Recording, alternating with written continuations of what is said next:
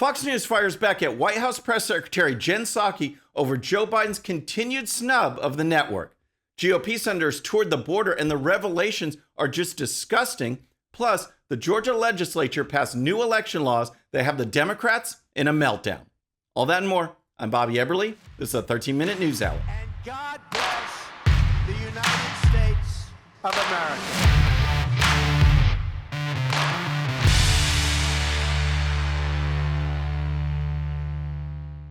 All right, friends, welcome to the show. Happy Monday. I hope you had a great weekend. If you're new to the show, thank you so much for tuning in.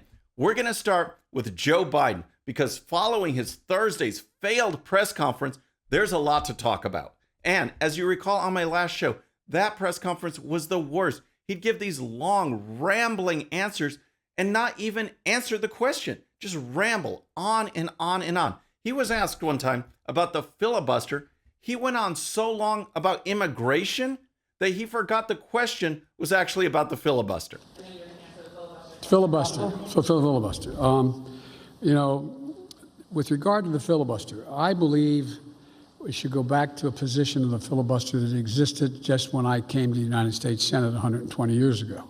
But of course, that wasn't all. Joe Biden had these scripted responses, not like some bullet points to a key topic or a key issue, but scripted responses to everything, every topic on there. And then he had this list of reporters. It's like a kid's coloring book. It had circles with the pictures of the people, their names, their network. He didn't have to remember anything. He just went down the list. What was notable is who was not on the list. Fox News is part of the 5-network permanent pool. It includes ABC News, CBS, NBC, CNN, and Fox. Yet Fox is never called on. They are always given the snub by Joe Biden at these prepared events. The staff leaves off Fox News. Well, that didn't go unnoticed by Peter Doocy, who was at that press conference and covers the press briefings that Jen Psaki gives. So on Friday, he confronted Psaki about it, and here's how it went. Fox is the only member of the 5-network TV pool that has never been on the list in front of the president. And I'm just curious if that is an official administration policy.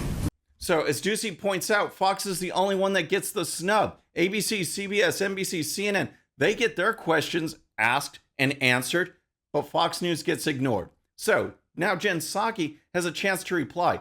What do you think the chances are that she gives a real answer? We're here having a conversation, aren't we? Yes, but and do I take questions from you every time you come to the briefing room? Yes, but has the president taken questions from you since he came into office?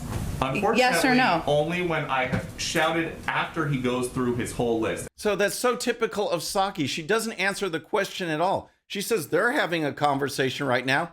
That's irrelevant. That wasn't Doocy's question. And then she says Joe Biden has answered his questions in the past. That's irrelevant as well. The only time Biden does that is when Doocy shouts out like a member of the paparazzi, Biden, answer my question. That's not professional. They don't call on them. And here's more. I'm just curious about this list that he has given. So the only member of the 5-network pool never on it, dating back to when he resumed in-person events in Wilmington during the end of the campaign. So this isn't a new thing, but this was Joe Biden's first major press conference, so it's a lot more noticeable. And with that Doocy follow-up, gave Jen Psaki one more chance to actually try to answer the question. Well, I would say that I'm always happy to have this conversation with you, even about your awesome socks you're having on today, you wearing today, and have a conversation with you, even when we disagree. The president's taken your questions, and I'm looking forward to doing Fox News Sunday this Sunday for the 3rd time in the last few months. I think we got to move on because we got limited time. The awesome socks he's wearing, she's so unprofessional, so unprepared, and yet that's the Biden administration. That's what they do. This is open and honest. This is transparent. Give me a break. So next, let's talk about what's going on at the border. But first, if you're new to the show or haven't subscribed yet, please subscribe. And when you do, please hit that bell so you'll be notified. We're making our push for 150,000 subscribers, and we can do it with your help. All right, so you might have heard a group of GOP senators went down to the border. They toured around, took pictures, took video, and it was tragic, folks. Here's Senator Ted Cruz being confronted by a Biden official not to take pictures or videos. This is a dangerous place. Please don't treat the and people your like policies, this. That's all I ask unfortunately, for you, are sir. trying to hide them. I understand That's you all were I ask instructed. When 18 senators came down here, respect the people, give them dignity I and respect. respect them, and I want to fix this situation. We all want to fix the this, administration sir. We don't you're want working this to for is happen responsible anymore. for these conditions. And Senator Cruz's experience wasn't isolated. Senator Mike Braun from Indiana, he had the same experience, both with a Biden official and Border Patrol officials, all with the same talking points. Inside a migrant processing and holding center in Donna, Texas, Braun said, "There was one of Biden's representatives. I felt sorry for the lady because she actually talked to me about deleting a picture, but by the time she got to me, all those other pictures were taken, and that shows you the hypocrisy," he said. "None of us would have gone down there if we were going to be muzzled," said Braun, who added that Border Patrol also asked that no photos were to be taken, but that they were telling us that because they had to. So not only is the Biden administration trying to keep the American people from seeing what's going on inside the facilities, they don't want people to know what's going on outside either. Because of his policies, these drug smugglers, these human traffickers have absolutely no fear of law enforcement along the border. All of a sudden, to hear from the other side of the river taunting from smugglers and coyotes, most of it in Spanish, telling the border guards that whatever you do, we're coming, said Braun. That kind of hit home in such an anecdotal way because it is one story that kind of is a metaphor for what's happening all up and down the border, he added. Braun and others on the trip said the crisis is Biden's fault. They said that by messaging he would end former President Trump's policies, end the construction of the wall, and stop demanding that Mexico hold migrants until cleared to enter, the border was essentially open. So Senator Ted Cruz was talking to Maria Bartiromo on Sunday, blasting what was going on and talking specifically about the children and how the conditions are inhumane and they're getting worse. Last month, the month of February, we had over 100,000 illegal aliens crossing over. Roughly 30,000 of them were unaccompanied minors, kids. And just today, the Biden administration has over 16,000 children in custody. We went and toured the Biden cages. You know, for 4 years, we heard Democrats in the media talking about kids in cages under President Trump. Joe Biden has built more cages. The cages are bigger and they're more full. This is just unreal. Cruz pointed out that this huge facility in Donna, Texas, it was designed for 1,000 people. Under COVID restrictions, it should be 250 people. Right now, there are over 4,000 people there. 4,000 people packed together. It's just outrageous. And Jen Psaki and Joe Biden say we're doing this for the children. Well, you know what? They're causing serious harm to the children. These children are being used and abused, and the people that bring them just disappear into the country. And here's more. We are seeing an instance of more and more young males arriving with kids. When those kids are DNA tested against those males, many of those males are not related to those kids. And what the cartels are doing is they understand the weakness and the loopholes in the Biden administration's policy. And if a young adult male, possibly a criminal, possibly a gang member, if they want to come into this country, all they have to have is a kid. And so we're seeing the cartel members renting kids, renting babies, renting little children. Of course, many of those kids then are physically abused or sexually abused, and they're seeing those kids then coming multiple times with multiple different adults. So that's what's going on at the border, and is a direct result of Joe Biden's policies, bringing back catch and release, ending remain in Mexico, ending border wall construction. The signal is out. These smugglers know what to do. We'll grab a kid, we'll use them, we'll abuse them, we'll disappear. It's absolutely disgusting, and it all lies on the feet of Joe Biden and all of those people who voted for him. All right, next let's talk about what's going on in Georgia, because they passed a new set of election laws that has former President Trump really happy and the Democrats in an absolute meltdown because the Georgia legislature has adopted more security. They say you need voter ID. They say we're not going to have this mass mail out ballots. You need to prove who you are. We want more secure elections and less fraud. Here's the details. The new law adds a voter ID requirement to request and vote via absentee ballot. It also reduces the time to request absentee ballots and puts in place new rules regarding the use of ballot drop boxes. The new law also gives the legislature more control over administering the elections, removing the Secretary of State as the head of the State Board of Election and replacing him with a new appointee of the legislature's choosing. So former President Trump welcomed these new common sense changes, and you got to wonder what would have happened had they been in place for the 2020 election. Congratulations to Georgia and the Georgia state legislature on changing their voter rules and regulations, Mr. Trump said in a statement. They learned from the travesty of the 2020 presidential election, which can never be allowed to happen again. Too bad these changes could not have been done sooner, he said. So that's Trump's reaction. How about Joe Biden? Here's a report from ABC News that shows how Joe Biden is not the great uniter that he says he is and takes every opportunity to blast Republicans and, of course, bring up race.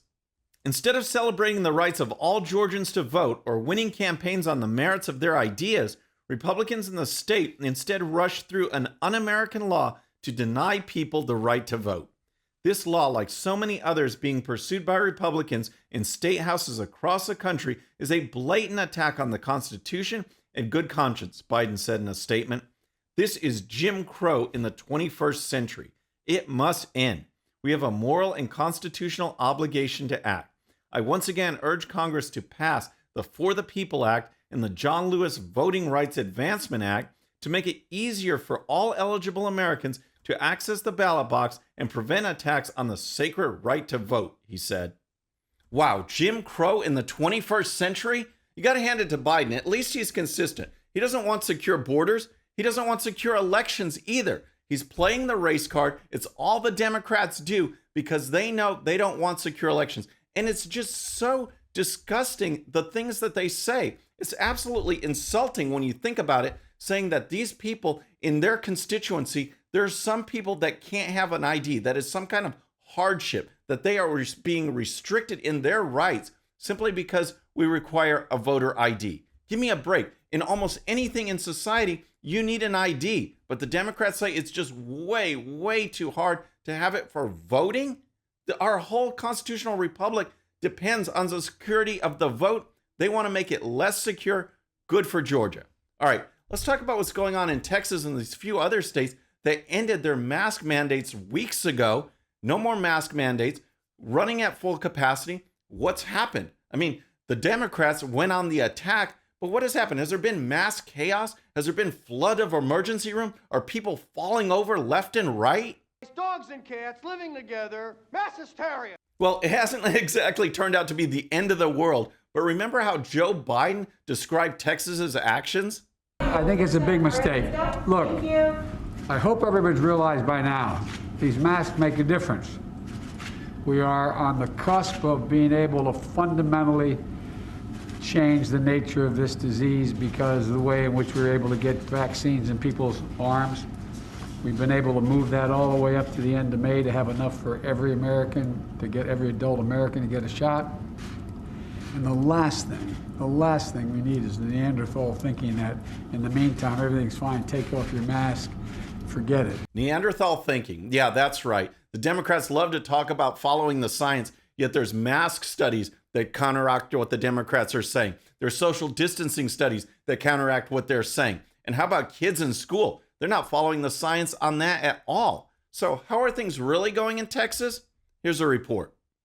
It has been 3 weeks since Abbott rescinded the mask mandate and relaxed restrictions, but COVID-19 infections in Texas are declining. The state confirmed 7,747 new cases the day of Abbott's announcement, March 2nd, far higher than the 3,234 cases confirmed Thursday, according to the CDC. CDC data shows a 7-day moving average for confirmed new cases is similarly shrinking from 7,045 cases in the week ending March 2nd to 3,436 in the week ending Thursday. State-level data updated Thursday also showed Texas had a COVID-19 7-day positivity rate of 5.68%, the lowest reported rate in more than a year. The rate of hospitalizations in Texas has also declined since Abbott lifted the mask mandate and statewide restrictions. So, mask mandates are gone, business restrictions are gone, and Texas is doing great. But is Texas isolated? What about those other states that also ended their restrictions? Here's more. The trajectory of COVID-19 infections in Mississippi in the last 3 weeks resembles that of Texas. The hospitalization rate of confirmed COVID-19 patients in Mississippi has similarly declined since Governor Tate Reeves lifted the mask mandate and statewide restrictions.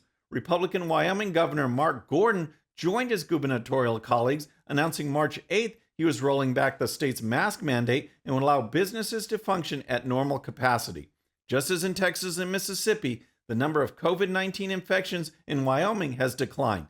The state confirmed 139 cases the day of Gordon's announcement, March 8th, far higher than the 33 cases confirmed Thursday, according to the CDC.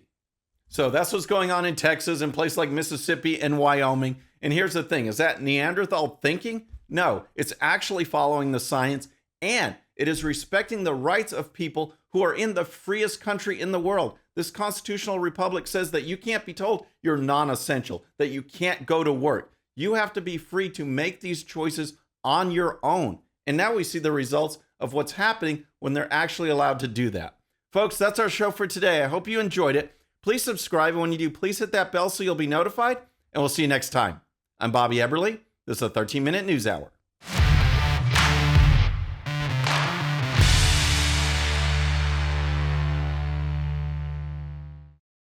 Okay, friends, thanks so much for watching. And before you go, please hit that subscribe button, hit that bell so you'll be notified. And here's a special video just for you so you can watch even more of the 13-minute news hour. And don't forget to check out GOPUSA.com for the best in conservative news and commentary. We'll see you next time.